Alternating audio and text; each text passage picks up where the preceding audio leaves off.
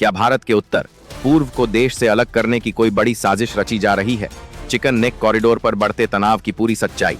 क्या भारत के उत्तर पूर्व को घेरने की कोशिश हो रही है? जानिए पूरी कहानी।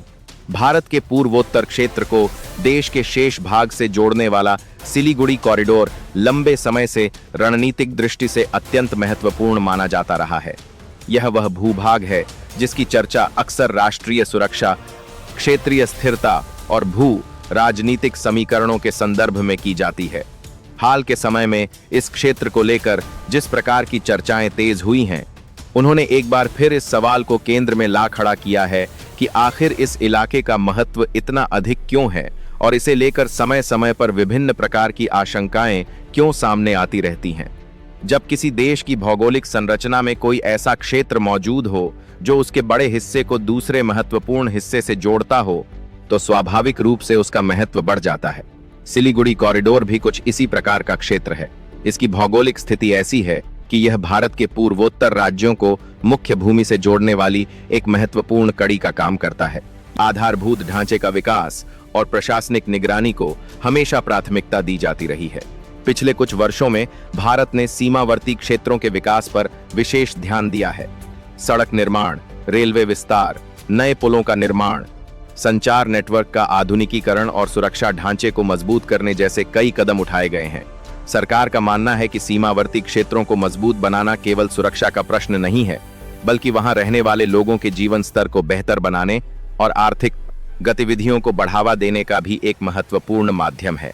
इसी दौरान विभिन्न मंचों पर कुछ ऐसे बयान और आरोप भी सामने आए जिनमें भारत की सीमा संबंधी गतिविधियों को लेकर सवाल खड़े किए गए। कुछ पक्षों ने यह दावा किया कि भारत सीमावर्ती क्षेत्रों में अपनी उपस्थिति बढ़ा रहा है और इससे क्षेत्रीय संतुलन प्रभावित हो सकता है। दूसरी ओर भारत का स्पष्ट मत रहा कि उसकी सभी गतिविधियां उसकी अपनी संप्रभु सीमा के भीतर हो रही हैं और उनका उद्देश्य केवल सुरक्षा, विकास तथा प्रशासनिक क्षमता को मजबूत करना है। विश्लेषकों का मानना है कि अंतर्राष्ट्रीय राजनीति में कई बार वास्तविक मुद्दों से अधिक महत्व नैरेटिव का हो जाता है। कोई भी देश यदि किसी विषय को अंतर्राष्ट्रीय मंच पर उठाता है तो उसका उद्देश्य केवल शिकायत दर्ज कराना नहीं होता, बल्कि वह वैश्विक जनमत को प्रभावित करने का प्रयास भी करता है। यही कारण है कि विभिन्न देशों के बीच होने वाले कूटनीतिक विवादों में शब्दों और बयानों का महत्व कई बार वास्तविक घटनाओं जितना ही बढ़ जाता है। दक्षिण एशिया का भू राजनीतिक वातावरण हमेशा से जटिल रहा है। यहाँ इतिहास, सीमाएं, व्यापारिक हित, सामरिक प्रतिस्पर्धा और अंतर्राष्ट्रीय शक्तियों के प्रभाव एक साथ काम करते हैं। इसलिए किसी भी विवाद को केवल दो देशों के बीच का मामला मान लेना अक्सर पर्याप्त नहीं होता। इसके पीछे क्षेत्रीय और वैश्विक हितों की परतें भी मौजूद हो सकती हैं। भारत के पूर्वोत्तर क्षेत्र का महत्व केवल सुरक्षा तक सीमित नहीं है। यह क्षेत्र प्राकृतिक संसाधनों, जैव विविधता, सांस्कृतिक विरासत और अंतर्राष्ट्रीय व्यापारिक संभावनाओं के लिए भी जाना जाता है। पूर्वोत्तर भारत की सीमाएं कई देशों से मिलती हैं, जिसके कारण यह क्षेत्र क्षेत्रीय संपर्क और आर्थिक सहयोग की दृष्टि से भी महत्वपूर्ण भूमिका निभाता है। इसी महत्व को ध्यान में रखते हुए भारत ने पिछले दशक में पूर्वोत्तर राज्यों के विकास पर विशेष बल दिया है। नए एक्सप्रेसवे, रेलवे लाइनें, एयरपोर्ट विस्तार परियोजनाएं और डिजिटल कनेक्टिविटी कार्यक्रम इस व्यापक रणनीति का हिस्सा रहे हैं। नीति निर्माताओं का मानना है कि बेहतर संपर्क व्यवस्था किसी भी क्षेत्र को आर्थिक रूप से मजबूत बनाती है और उसे राष्ट्रीय विकास की मुख्य धारा से जोड़ती है। सुरक्षा विशेषज्ञों के अनुसार किसी भी संवेदनशील क्षेत्र की सुरक्षा केवल सैनिक तैनाती से सुनिश्चित नहीं की जा सकती। इसके लिए बहुआयामी दृष्टिकोण की आवश्यकता होती है, जिसमें तकनीक, खुफिया तंत्र, स्थानीय प्रशासन और नागरिक सहयोग सभी की भूमिका महत्वपूर्ण होती है। यही कारण है कि आधुनिक सीमा प्रबंधन में तकनीकी निगरानी प्रणालियों का महत्व लगातार बढ़ रहा है। सीमा क्षेत्रों में आज विभिन्न प्रकार के सेंसर, कैमरे, ड्रोन और संचार प्रणालियों का उपयोग किया जा रहा है। इन तकनीकों का उद्देश्य संभावित गतिविधियों की समय रहते पहचान करना और सुरक्षा बलों को त्वरित प्रतिक्रिया देने में सक्षम बनाना है। कई स्थानों पर कृत्रिम बुद्धिमत्ता आधारित निगरानी प्रणालियों का उपयोग भी शुरू किया गया है, जो संदिग्ध गतिविधियों का स्वतः विश्लेषण करने में सहायता करती हैं। सीमावर्ती इलाकों में अवैध गतिविधियों को रोकना एक बड़ी चुनौती माना जाता है। तस्करी, अवैध आवागमन और संगठित अपराध जैसी समस्याएं अक्सर सीमा क्षेत्रों में देखने को मिलती हैं। सुरक्षा एजेंसियां इन चुनौतियों से निपटने के लिए लगातार नई रणनीतियां विकसित करती रहती हैं। आधुनिक तकनीक के उपयोग ने इस दिशा में महत्वपूर्ण सहायता प्रदान की है। विशेषज्ञ यह भी मानते हैं कि किसी भी सीमा क्षेत्र की स्थिरता वहां के स्थानीय समुदायों की भागीदारी पर भी निर्भर करती है। यदि लोगों को विकास के अवसर, शिक्षा, स्वास्थ्य सुविधाएं और रोजगार उपलब्ध होते हैं तो वे बाहरी प्रभावों और भ्रामक प्रचार से अपेक्षाकृत कम प्रभावित होते हैं। यही कारण है कि विकास और सुरक्षा को एक दूसरे का पूरक माना जाता है। पूर्वोत्तर भारत के विभिन्न राज्यों में पर्यटन, कृषि, हस्तशिल्प और लघु उद्योगों को बढ़ावा देने के लिए अनेक योजनाएं शुरू की गई हैं।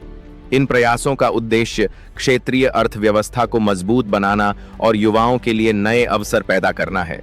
सरकार का मानना है कि आर्थिक प्रगति और सामाजिक स्थिरता किसी भी क्षेत्र की दीर्घकालिक सुरक्षा का आधार बनती है। इस बीच डिजिटल युग में सूचना का महत्व भी अत्यधिक बढ़ गया है। आज किसी भी मुद्दे को लेकर कुछ ही मिनटों में लाखों लोगों तक जानकारी पहुंच सकती है। हालांकि इसके साथ एक चुनौती यह भी है कि अपुष्ट या भ्रामक सूचनाएं भी तेजी से फैल सकती हैं। इसलिए राष्ट्रीय सुरक्षा से जुड़े विषयों पर जिम्मेदार पत्रकारिता और तथ्य आधारित विश्लेषण की आवश्यकता पहले से कहीं अधिक बढ़ गई है। कई रणनीतिक विशेषज्ञ यह चेतावनी देते हैं कि आधुनिक संघर्ष केवल सीमाओं पर नहीं लड़े जाते। सूचना, साइबर स्पेस, आर्थिक दबाव और मनोवैज्ञानिक प्रभाव भी आज के दौर के महत्वपूर्ण उपकरण बन चुके हैं। इसलिए किसी भी देश के लिए केवल सैन्य शक्ति पर्याप्त नहीं होती, बल्कि सूचना प्रबंधन और जनविश्वास भी उतने ही महत्वपूर्ण होते हैं। भारत ने हाल के वर्षों में अपनी साइबर और सूचना सुरक्षा क्षमताओं को मजबूत करने पर भी विशेष ध्यान दिया है। विभिन्न सरकारी संस्थाएं और सुरक्षा एजेंसियां संभावित दुष्प्रचार अभियानों की पहचान और उनका मुकाबला करने के लिए सक्रिय रूप से कार्य कर रही हैं। इसका उद्देश्य समाज में भ्रम और अस्थिरता फैलाने वाले प्रयासों को समय रहते रोकना है। राष्ट्रीय सुरक्षा विशेषज्ञों का मानना है कि किसी भी संवेदनशील क्षेत्र को लेकर उठने वाले विवादों का समाधान अंततः संवाद, तथ्यों और संतुलित दृष्टिकोण से ही संभव है। भावनात्मक प्रतिक्रियाएं या अतिरंजित दावे अक्सर स्थिति को और जटिल बना सकते हैं। इसलिए आवश्यक है कि प्रत्येक मुद्दे का मूल्यांकन प्रमाणों और आधिकारिक तथ्यों के आधार पर किया जाए। भारत का आधिकारिक रुख लगातार यही रहा है कि वह अपने सभी पड़ोसियों के साथ शांतिपूर्ण और सहयोगात्मक संबंध चाहता है। साथ ही उसने यह भी स्पष्ट किया है कि राष्ट्रीय सुरक्षा और क्षेत्रीय अखंडता से जुड़े मुद्दों पर कोई समझौता नहीं किया जा सकता। यही संतुलन भारतीय विदेश नीति और सुरक्षा नीति की एक प्रमुख विशेषता माना जाता है। पूर्वोत्तर भारत का भविष्य केवल सुरक्षा रणनीतियों पर निर्भर नहीं करता, बल्कि वहां के लोगों की आकांक्षाओं, विकास की गति और क्षेत्रीय सहयोग की संभावनाओं पर भी आधारित है। यही कारण है कि सरकार, सुरक्षा एजेंसियां और नीति निर्माता इस क्षेत्र को केवल एक सामरिक गलियारे के रूप में नहीं, बल्कि भारत की समग्र प्रगति के एक महत्वपूर्ण भाग के रूप में देखते हैं। पूर्वोत्तर भारत को लेकर होने वाली चर्चाओं में अक्सर एक महत्वपूर्ण तथ्य सामने आता है कि यह क्षेत्र केवल भौगोलिक दृष्टि से ही नहीं, बल्कि सांस्कृतिक, आर्थिक और रणनीतिक दृष्टि से भी भारत की शक्ति का एक महत्वपूर्ण स्तंभ है। यहाँ रहने वाले करोड़ों लोग देश की विविधता और एकता का प्रतीक हैं। यही कारण है कि जब भी इस क्षेत्र की सुरक्षा या स्थिरता को लेकर कोई बहस छिड़ती है, तो उसका महत्व सामान्य क्षेत्रीय विवादों से कहीं अधिक हो जाता है।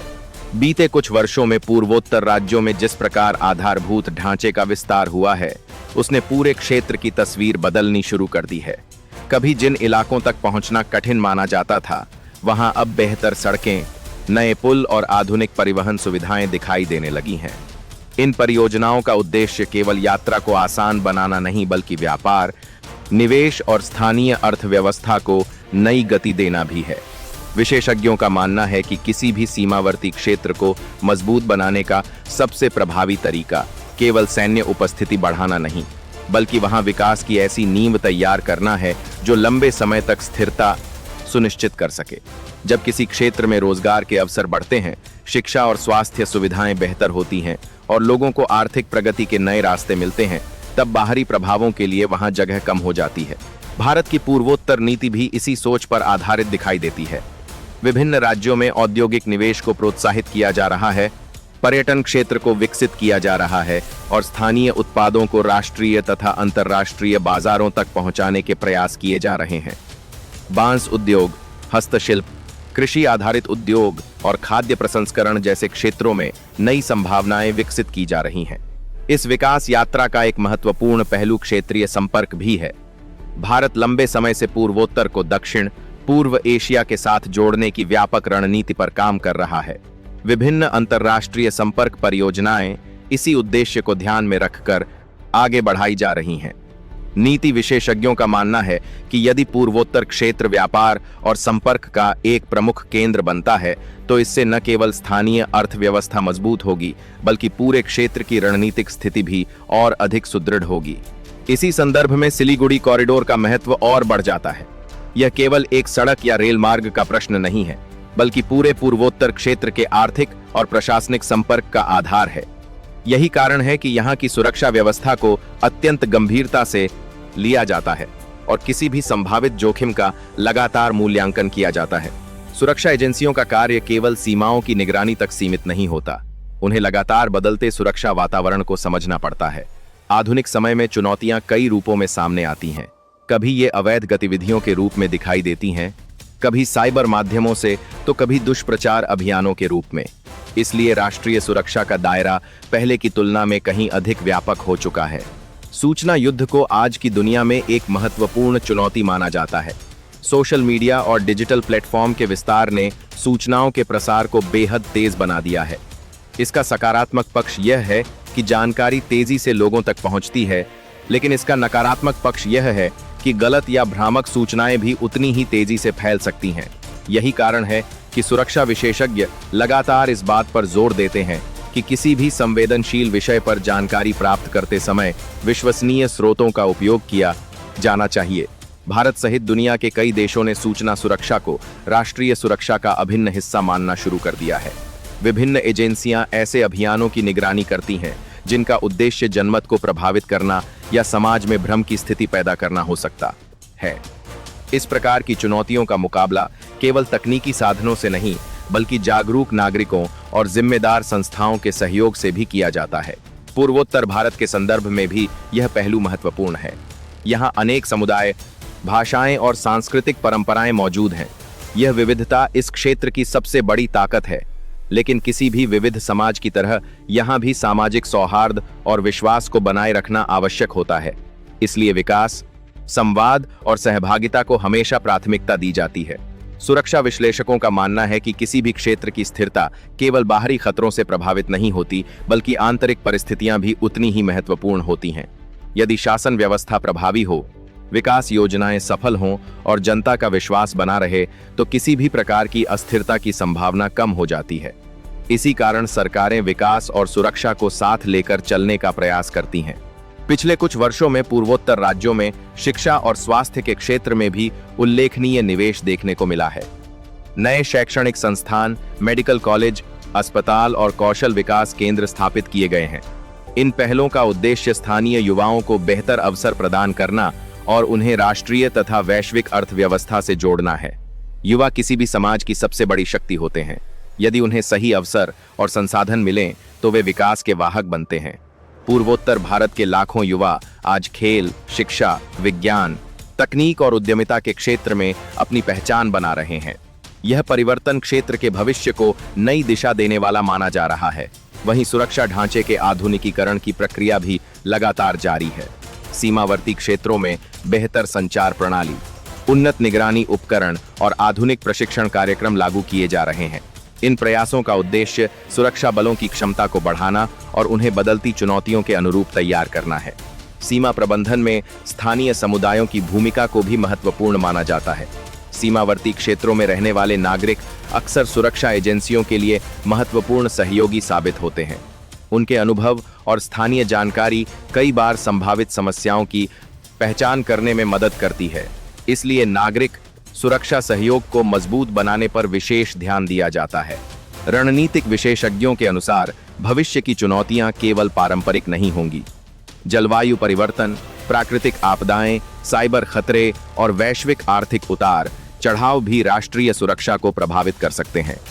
पूर्वोत्तर क्षेत्र जहां भौगोलिक परिस्थितियां कई बार चुनौतीपूर्ण हो जाती हैं, वहां इन पहलुओं पर विशेष ध्यान देना आवश्यक माना जाता है। मानसून के दौरान बाढ़ और भूस्खलन जैसी समस्याएं कई क्षेत्रों में संपर्क व्यवस्था को प्रभावित कर सकती हैं।